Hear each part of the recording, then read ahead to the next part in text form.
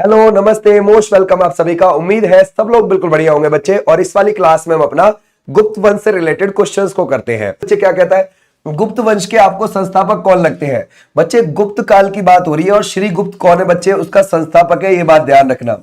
श्री गुप्त के पास कौन सी उपाधि थी बच्चे? महाराज की उपाधि थी। अब देखो, महाराज की उपाधि से हमें यह पता चलता है कि ये किसी ना किसी शासक के सामंत थे। ठीक है, ध्यान रखोगे, ये किसी ना किसी, ध्यान रखोगे, शासक के अधीन काम करते थे। ओके, अच्छा, इसके बाद कौन आया बच्चे? वो आया घटोत्कच, गद्दी पे बैठा। कौन बैठा है बच्चे? घटोत्कच बैठा हुआ है, ये बात ध्यान रखना। और ये जो घटोत्कच है, ऐसा बोला गया है, एक ना बच्चे ध्यान रखोगे, सूपिया का शिलालेख है। सूपिया शिलालेख आपको कहां पर देखने को मिलेगा? ये रीवा मध्य प्रदेश में मिलेगा। समझ गए आप लोग? कहां पर मिलेगा? मध्य प्रदेश में। ठीक है, और ये किसका है बच्चे? स्कंदगुप्त का है। किसका है बच्चे? स्कंदगुप्त। गुप्त वंश में ही एक शासक था। तो बच्चे स्कंदगुप्त का सूपिया के शिलालेख में यह बताया गया है कि इनका राजनीतिक सफर किसका बच्चे? ध्यान रखो, गुप्त वालों का। ये घटोत्कच के समय से शुरू होता है। तो ऐसे भी आप ध्यान रखोगे। ठीक है, क्लियर हो जाएगा। वैसे इसका संस्थापक कौन है? श्रीगुप्त है। ओके, लेकिन राजनीतिक सफर यहां से शुरू होता है, घटोत्कच से। ओके, इसके बाद कौन बैठा बच्चे? इसके बाद बैठा है चंद्रगुप्त फर्स्ट। ओके भाई, आ जाओ नेक्स्ट पर। बोलता है गुप्त संवत की शुरुआत किसने करी? बस यहीं से शुरू, ध्यान रखोगे, वो है चंद्रगुप्त फर्स्ट। देखो, ये जो चंद्रगुप्त फर्स्ट है ना बच्चे, इज अ इंपॉर्टेंट। और चंद्रगुप्त फर्स्ट ने गुप्त संवत की स्थापना कभी करी है? कब? 319 में, जब वो गद्दी पे बैठा। 319 से 350 ईस्वी के बीच में वो गद्दी पे बैठा। और इसने गुप्त कैलेंडर कब शुरू किया? 319 ईस्वी में किया। ठीक है, अगर मैं देखूं बच्चे, शक कैलेंडर कब शुरू हुआ था? ध्यान रखोगे, 78 ईस्वी में। ठीक है, अब जरा ये सोचो, इन दोनों कैलेंडर में, यानी कि गुप्त कैलेंडर है ना भाई, गुप्त संवत और शक संवत में कितना अंतर है? तकरीबन 241 साल का अंतर है।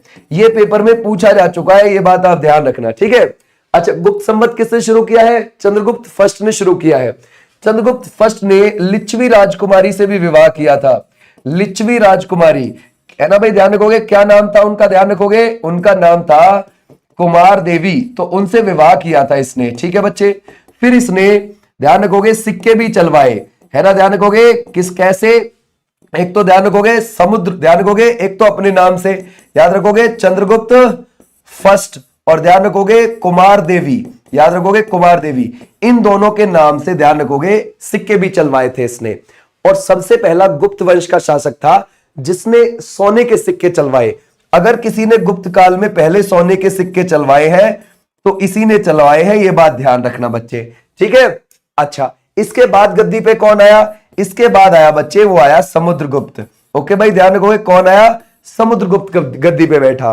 कब से कब तक वो बैठा है बच्चे? 350 से 375 ईस्वी के बीच में, है ना भाई। आ जाओ नेक्स्ट पर। बोलता है भारत का नेपोलियन किसे कहा जाता है? तो समुद्रगुप्त को कहा जाता है।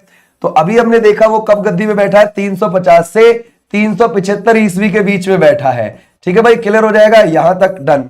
अब बच्चे इसको भारत का नेपोलियन किसने बोला है? ये तो अब आके विंसेंट स्मिथ ने बोला है। किसने बोला है बच्चे? विंसेंट स्मिथ ने बोला है अब आकर। ठीक है भाई, क्लियर। अच्छा, ये जो बच्चे समुद्रगुप्त आपको लगता है, ये बच्चे वीणा बजाने में बहुत रुचि रखता था, ये भी चीज आप ध्यान रखोगे। इसका दरबारी कवि कौन था? वो था हरिशैन। याद रखोगे, कौन था बच्चे? हरिशैन। हरिशैन से ही इसने अपना प्रयाग प्रशस्ति लिखवाया था, यह भी चीज आप ध्यान रखोगे। ये जो प्रयाग प्रशस्ति आप देखते हैं, ये बच्चे, ये सम्राट अशोक ने गढ़वाया था। किसने बच्चे? सम्राट अशोक ने गढ़वाया था। और ये कौशाम्बी में गढ़वाया था, याद रखना, किसने? सम्राट अशोक ने। इसको बाद में जाके अकबर ने इलाहाबाद में शिफ्ट करवा दिया था। किसने बच्चे? इलाहाबाद में शिफ्ट करवा दिया था। तो इसको अब इलाहाबाद का, ध्यान रखोगे, या फिर प्रयाग प्रशस्ति इसको बोल देते हैं, या फिर ध्यान रखोगे इलाहाबाद का स्तंभलेख बोल देते हैं। ठीक है, ये बच्चे किससे जुड़ा हुआ है? अशोक से भी जुड़ा हुआ है ना। ये जो स्तंभलेख है, ये समुद्रगुप्त से भी जुड़ा हुआ है, ध्यान रखोगे, समुद्रगुप्त से भी जुड़ा हुआ है। ये अकबर से भी जुड़ा हुआ है। ये बच्चे बीरबल से भी जुड़ा हुआ है। ये बच्चे जहांगीर से भी जुड़ा हुआ है। देख रहे हो कितने सारे शासक से जुड़ा हुआ है ना, इतने सारे ये शासक से जुड़ा हुआ है। लेकिन ये जो इसने लिखवाया है समुद्रगुप्त के समय पर, ये हरिशैन से उसने लिखवाया था अपने बारे में, इस पे, ठीक है, अपनी गाथाओं के बारे में लिखवाया था। और हरिशैन ने संस्कृत भाषा में लिखा था, है ना, ध्यान रखोगे, संस्कृत भाषा, क्योंकि गुप्त वंश की भाषा कौन सी थी? संस्कृत। और कौन से भगवान जी की पूजा करते थे वो करते थे बच्चे विष्णु जी के। विष्णु जी के ये उपासक थे बहुत बड़े। ठीक है, क्लियर हो जाएगा। इसने 6 प्रकार की मुद्राएं चलवाई थी। याद रखोगे किसने बच्चे? समुद्रगुप्त ने 6 प्रकार की मुद्राएं उसने चलवाई है। ठीक है बच्चे, क्लियर हो जाएगा। आ जाओ नेक्स्ट पर। बोलता है समुद्रगुप्त किसका उत्तराधिकारी हुआ, मतलब किसके बाद आया है समुद्रगुप्त। तो अगर हम देखें बच्चे वो चंद्रगुप्त प्रथम के बाद आया है। ठीक है, किसके? चंद्रगुप्त प्रथम के। बोलता है इलाहाबाद प्रयाग प्रशस्ति, ध्यान रखोगे जो इलाहाबाद का प्रशस्ति है उसकी रचना किसने करी? वो हरिसेन ने करी थी। हरिसेन किसका दरबारी कवि था? ऑब्वियसली आपको पता है समुद्रगुप्त का भाई। ठीक है, आ जाओ नेक्स्ट पर। बोलता है हरिसेन किसका दरबारी कवि था? तो अभी हमने देखा बच्चे वो किसका था? समुद्रगुप्त का था।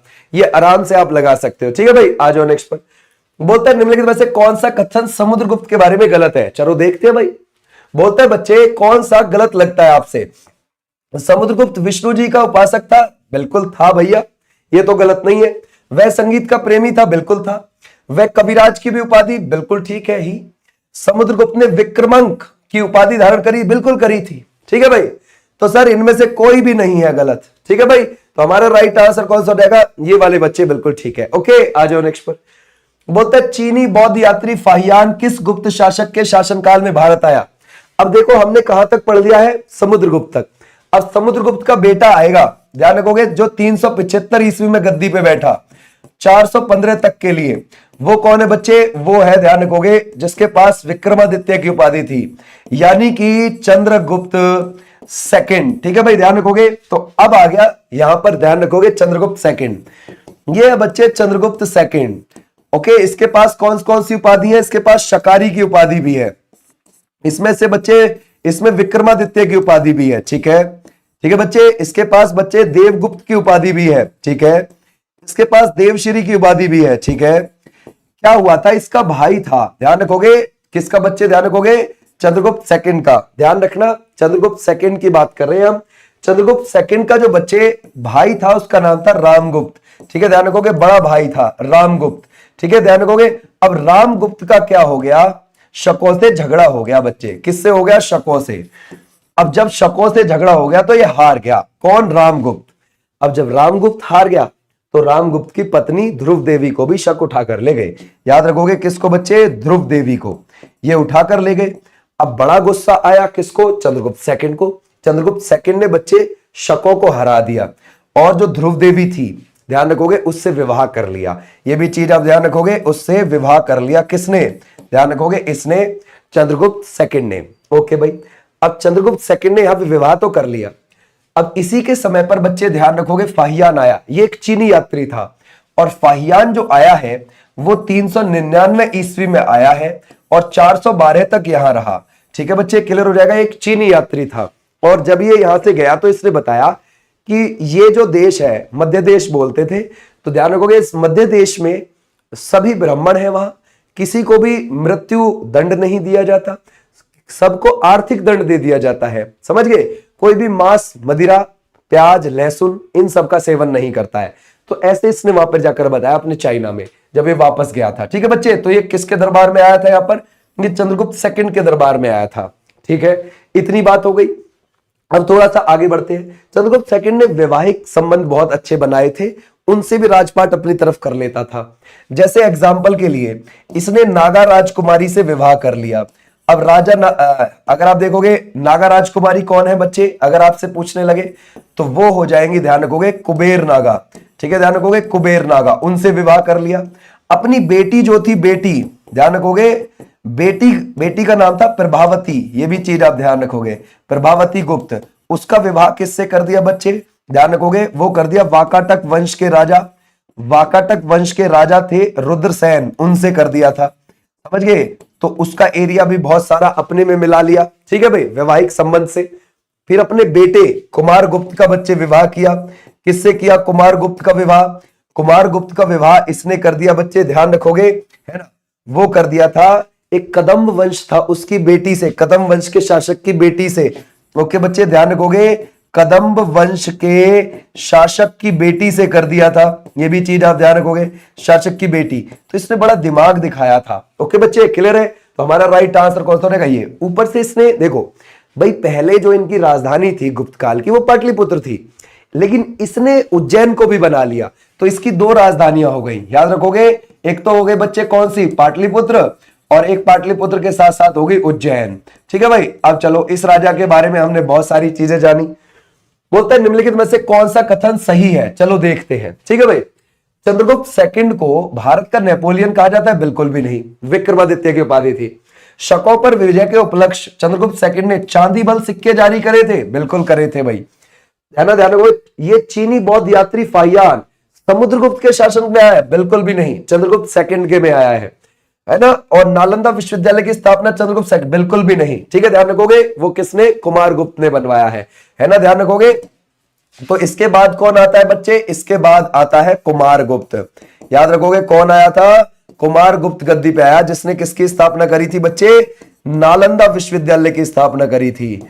ओके, नालंदा विश्वविद्यालय कहां है, बिहार के अंदर है, जिसको 1203 में बख्तियार खिलजी ने जला दिया था, है ना। याद रखोगे किसने बच्चे, बख्तियार खिलजी ने जला दिया था। ऐसे भी आप ध्यान रखोगे। यहां तक हो गई बात। अच्छा ठीक है, अब आपसे पूछने लगे कि सर ये जो आप देख रहे हैं कुमारगुप्त के बारे में, कुमारगुप्त ने, इनका जो राजकीय चिन्ह होता था ना, वो गरुड़ होता था, तो गरुड़ हटा के मयूर शुरू कर दिया कुमारगुप्त ने। ध्यान रखोगे, गरुड़ के स्थान पर किसको शुरू करा बच्चे, मयूर को। ये भी चीज आप ध्यान रखोगे। ठीक है, इससे कौन सा, ध्यान रखोगे, इससे मंदसौर का अभिलेख जुड़ा हुआ है। याद रखोगे कौन सा, मंदसौर का अभिलेख जुड़ा हुआ है। किससे जुड़ा हुआ है, इसी से, याद रखोगे, कुमारगुप्त से। ये भी चीज आप ध्यान रखोगे। ठीक है भाई, आ जाओ नेक्स्ट पर। नालंदा विश्वविद्यालय की स्थापना अभी देखा हमने जस्ट, है ना भाई, कौन सा हो जाएगा, Kumaragupta is the right answer. Nalanda विश्वविद्यालय को ऑक्सफोर्ड ऑफ महायान कहा जाता है। ठीक है, ऑक्सफोर्ड ऑफ महायान। ठीक है, आ जाओ नेक्स्ट पर। बोलते किस गुप्त शासक ने गिरनार पर्वत पर स्थित सुदर्शन झील का पुनरुद्धार करवाया था, चलो देखते हैं। अभी हमारा यहां तक कौन सा हो गया, कुमारगुप्त हो गया। कुमारगुप्त के बाद जो आया है बच्चे, वो स्कंदगुप्त आया है। कौन आया बच्चे, स्कंदगुप्त। तो अब हम देखते हैं स्कंदगुप्त को। तो बच्चे यहां पर याद रखोगे, गिरनार पर्वत पर सुदर्शन झील का पुनरुद्धार वो स्कंदगुप्त ने करवाया। देखो थोड़ा सा इस सुदर्शन झील को दिखाता हूं। देखो बच्चे क्या है, ये जो सुदर्शन झील है ना, ये किसने बनवाई थी, ये मौर्य वंश के राजा चंद्रगुप्त मौर्य ने बनवाई थी। किसने बनवाई है बच्चे, चंद्रगुप्त मौर्य ने। किससे किसने इसको आदेश दिया था बनवाने के लिए, पुष्यगुप्त को दिया था बच्चे, पुष्यगुप्त को। ठीक है भाई, ध्यान रखोगे। ओके, बनवा दी भाई गुजरात के अंदर। ठीक है, अब इसको अगर आप देखोगे, इसका पुनरुद्धार किसने करवाया है बच्चे, रुद्रदामन ने भी करवाया है। याद रखोगे, रुद्रदामन ने ये करवाया हुआ है। ठीक है भाई, रुद्रदामन ने करवाया है। रुद्रदामन 130 से लेकर 150 ईस्वी के बीच में गद्दी में बैठा, शकों का राजा था ये। ठीक है, फिर इसका पुनरुद्धार फिर से एक बार किसने करवाया, स्कंदगुप्त ने भी करवाया है। ये भी आप ध्यान रखोगे। स्कंदगुप्त ने शकों को हरा दिया था, ऐसा कहा जाता है। किसको, सॉरी, हूणों को हरा दिया था, ऐसा कहा जाता है बच्चे। किसको, हूणों को हराया था। ये भी आप ध्यान रखोगे। ये कहां पर लिखा हुआ है कि बच्चे हूणों को हराया था, ठीक है, वो लिखा हुआ है जूनागढ़ अभिलेख में। ठीक है, जो गुजरात के अंदर है, जूनागढ़ अभिलेख। ठीक है, ध्यान रखोगे, जूनागढ़ अभिलेख याद रखोगे, क्लियर हो जाएगा। तो इसमें ऐसा लिखा हुआ है कि हूणों को हरा दिया था। अच्छा बच्चे, हूणों का एरिया कौन सा होता था, फारस की खाड़ी से लेकर खेतान तक फैला हुआ इलाका था। ठीक है, ध्यान रखोगे, हूणों का इलाका। हूणों में जैसे मिहिरकुल हो गया, जैसे तोरामण हो गया, ये बहुत फेमस शासक थे और उनकी राजधानी थी, जैसे आज अफगानिस्तान के अंदर बामियान पड़ता है ना, वो उनकी राजधानी थी, है ना। अफगानिस्तान के अंदर बामियान हूणों की राजधानी थी। और कौन कौन से फेमस शासक हुए, तोरामण और मिहिरकुल, समझ गए। लेकिन पहला हूणों का आक्रमण भारत में किसके नेतृत्व में हुआ था, खुशनवाज के। याद रख सकते हो आप। ठीक है बच्चे, किसके, ध्यान रखोगे, खुशनवाज, इसके नेतृत्व में हुआ था सबसे पहला यहां पर हूणों का आक्रमण। समझ गए आप लोग, हूणों का आक्रमण। ठीक है, क्लियर हो जाएगा। और जिसमें से अगर आप देखोगे मिहिरकुल, है ना भाई, मिहिरकुल और तोरामण बहुत ज्यादा फेमस हुए आगे जाके भारत की ओर। आ जाओ नेक्स्ट पर। अंतिम गुप्त शासक कौन है बच्चे, बिल्कुल लास्ट का, वो है विष्णुगुप्त थर्ड। याद रखोगे कौन है बच्चे, विष्णुगुप्त थर्ड हो जाता है। ठीक है, क्लियर हो जाएगा। अच्छा, हमारा राइट आंसर यहां पर बिल्कुल ठीक, विष्णुगुप्त थर्ड वाले बच्चे बिल्कुल ठीक है। एक बच्चे इनमें भानुगुप्त था। कौन था बच्चे, भानुगुप्त था। अब भानुगुप्त ने उसका जो एरण का अभिलेख है ना, एरण मध्य प्रदेश में पड़ता है, उस एरण के अभिलेख में यह बताया है कि भैया सती प्रथा थी, समझ गए, सती प्रथा थी। यानी कि प्राचीन काल में अगर हमें सबसे पहले कुछ पता चला कि भाई सती प्रथा जैसी चीज थी, तो वो कहां से पता चला? एरण के अभिलेख से, भानुगुप्त के से पता चला है। ठीक है भाई, क्लियर हो जाएगा। अच्छा आ जाओ अब आगे। बोलते गुप्त काल में बच्चे खिल किसे कहा जाता था? खिल, ठीक है भाई, खिल किसे कहा जाता था? खिल का मतलब क्या होता था? तो वो बच्चे ऐसी भूमि जो जोते योग्य ना हो, जोतने योग्य ना हो। ठीक है भाई। अच्छा बच्चे, क्षेत्र किसे कहा जाता था? ऐसी भूमि जिस पर कृषि होती हो। ठीक है भाई, ध्यान रखोगे, ऐसी भूमि, ध्यान रखोगे जिस पर कृषि होती हो, यानी कि जोतने योग्य हो। ठीक है, ध्यान रखोगे जिस पर कृषि हो। ठीक है भाई, ध्यान रखोगे कृषि हो, तो ऐसे भी आप ध्यान रखोगे। ठीक है, क्लियर हो जाएगा, समझ गए। आ जाओ नेक्स्ट पर। बोलते गुप्त काल में अपृहत किसे कहा जाता था बच्चे? यह ऐसी भूमि जो जंगली होती थी, समझ गए, जो जंगली होती थी। ठीक है, आ जाओ नेक्स्ट पर। बोलते हैं निम्नलिखित में से कौन सा कथन गलत है? देखते हैं। गुप्त काल का प्रसिद्ध दशावतार मंदिर यूपी के देवगढ़ में स्थित है। बिल्कुल सही बात है भाई, ध्यान रखोगे, है ना, दशावतार मंदिर है वहां पे, कोई दिक्कत नहीं है ना। कहां पर? ललितपुर के अंदर। बोलता है ललितपुर यूपी में ही है। बोलता है गुप्त काल में कृषि करने योग्य भूमि को क्षेत्र कहा जाता था। अभी देखा हमने भाई, ठीक है। गुप्त काल में पुलिस विभाग का मुख्य अधिकारी वो क्या होता था बच्चे? ध्यान रखोगे, दंड पाशिक कहा जाता था। बिल्कुल सही बात है। गुप्त काल में गुप्तचर को चाट, बिल्कुल भी नहीं, दूत कहा जाता था बच्चे। ध्यान रखोगे, है ना, ध्यान रखोगे, चाट भाट नहीं बच्चे, ये क्या बोला जाता था? दूत कहा जाता था। सही बात है। अच्छा, अगर मैं आपसे बोलूं बच्चे, है ना, साधारण सैनिक को क्या कहा जाता था? साधारण सैनिक को वो बोला जाता था बच्चे चाट। ये भी चीज आप ध्यान रखोगे, ठीक है। अच्छा, सेनापति को क्या बोला जाता था बच्चे? सेनापति को महाबलाधिकृत, याद रखोगे, महाबलाधिकृत बोला जाता था। ये भी आप ध्यान रखोगे, ठीक है बच्चे, क्लियर हो जाएगा। आ जाओ नेक्स्ट पर। तो हमारा राइट आंसर ये वाला ध्यान रखोगे, ये वाला गलत है, जो डी है। आ जाओ नेक्स्ट पर। बोलते हैं निम्नलिखित में से कौन सा कथन गलत है? चलो देखते हैं। गुप्त काल में सिंचाई के लिए रहट का प्रयोग किया जाता था। बिल्कुल किया जाता था भाई, है ना। कायस्थों का सर्वप्रथम वर्णन याज्ञवल्क्य स्मृति में मिलता है। सही बात है। पहली बार सती होने का प्रमाण भानुगुप्त के एरण अभिलेख से मिलता है। बिल्कुल मिलता है, ठीक है भाई, भानुगुप्त के एरण अभिलेख से मिलता है। गुप्त काल में मुख्यतः बौद्ध धर्म के उपासक थे। जी नहीं, विष्णु धर्म के थे।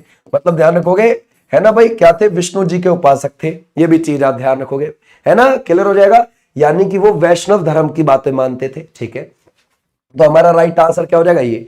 अब बात आती है बच्चे, इसके अलावा इनकी भाषा कौन सी थी? संस्कृत थी। ये हमने देख ली। आ जाओ नेक्स्ट पर। गुप्तों का राज चिन्ह शुरू में क्या था? गरुड़। बाद में क्या हो गया था बच्चे? मयूर। और ये मयूर किसने कर दिया था? कुमार गुप्त ने कर दिया था, है ना, हमने देखा। बोलता है जूनागढ़ अभिलेख का संबंध किससे है? अभी हमने देखा, ठीक है। हुणों को किसने हराया था? स्कंदगुप्त ने। तो हमारा राइट आंसर कौन सा हो जाएगा? स्कंदगुप्त से हो जाएगा जूनागढ़ अभिलेख का संबंध।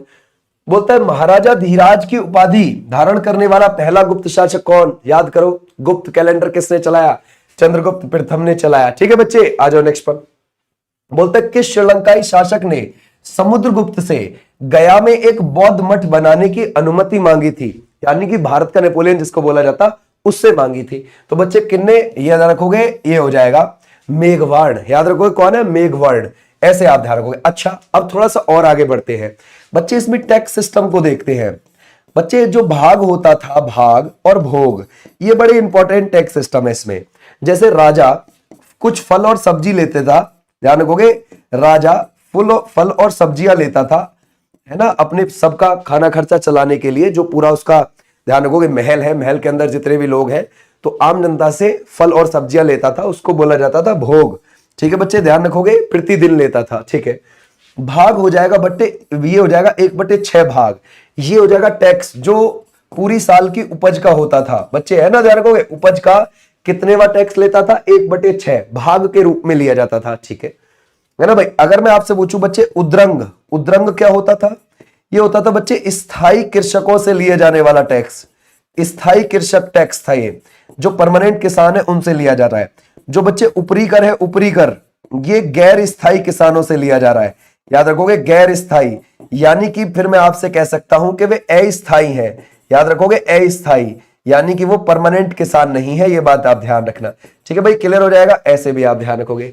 ये हो गया यहां पर। अच्छा, अगर मैं आपसे यूं कहने लगूं, यहां पर सोने के सिक्के को क्या बोला जाता बच्चे? सोने के सिक्के को बोला जाता दीनार। और ये होता था बच्चे, ध्यान रखोगे, दीनार 144 ग्रेन का। कितने ग्रेन का होता है? इतने का। चाहे तो बच्चे सोने के सिक्के हो, चाहे चांदी के सिक्के हो, चाहे आपके तांबे के सिक्के हो, ये सिक्के ज्यादातर आपको कहां दिखने को मिलते थे? बयाना। और बयाना आपको कहां पर देखने को मिलेगा? राजस्थान के भरतपुर में। ठीक है, तो वहां से ज्यादातर ये प्राप्त हुए, ये भी चीज आप ध्यान रखोगे। ठीक है, क्लियर हो जाएगा, शाबाश, ऐसे आप ध्यान रखोगे। ठीक है, जैसे इस अगर आप देखोगे गुप्त काल का बच्चे, गुप्त काल में मैं तुम्हें और थोड़ी सी चीजें एक दो लिखवाऊं, है ना। जैसे बच्चे गुप्त काल के अंदर ये जो आप भूमरा, याद रखोगे, भूमरा का मंदिर आप देखते हैं। ठीक है बच्चे, ये गुप्त काल का बना हुआ है। ये कहां पर है बच्चे? मध्य प्रदेश में है। ओके बच्चे, तिगावा का मंदिर आप देखते हैं, तिगावा, ध्यान रखोगे, तिगावा का मंदिर आपको ये भी मध्य प्रदेश में देखने को मिल जाएगा। देवगढ़ का दशावतार मंदिर देखते हैं आप, देवगढ़ का दशावतार मंदिर, ये आपको कहां पर देखने को मिल जाएगा बच्चे? दशावतार मंदिर ये यूपी में देखने को मिल जाएगा, यूपी के ललितपुर में है। ओके बच्चे, और अगर आपसे पूछे भीतरी का मंदिर, आपसे अगर पूछने लगे तो ये आपको कहां पर, जिसको हम भीतर गांव का मंदिर बोल देते हैं, ध्यान रखोगे, क्या बोल देते हैं बच्चे? भीतर गांव का मंदिर, याद रखोगे, भीतर गांव का मंदिर, ये आपको कहां पर मिल जाएगा? ये भी यूपी के कानपुर में आपको देखने को मिल जाएगा। ये मंदिर है जो इससे पूछ लिए जाते हैं। ठीक है, तो ये थी तुम्हारी क्लास के बच्चे क्वेश्चंस। ओके, तो ये गुप्त काल से जुड़े हुए क्वेश्चंस थे, और गुप्त काल में आप इसको आराम से रिवाइज करो, तुम्हारे पेपर में फिर कोई दिक्कत आएगी नहीं। ठीक है, इसमें हमने मोस्टली चीजें कवर्ड कर दी है। ठीक है, आती रहेंगी। थैंक यू, फिर मिलूंगा मैं आपको, तब तक के लिए बाय और बस नमस्ते।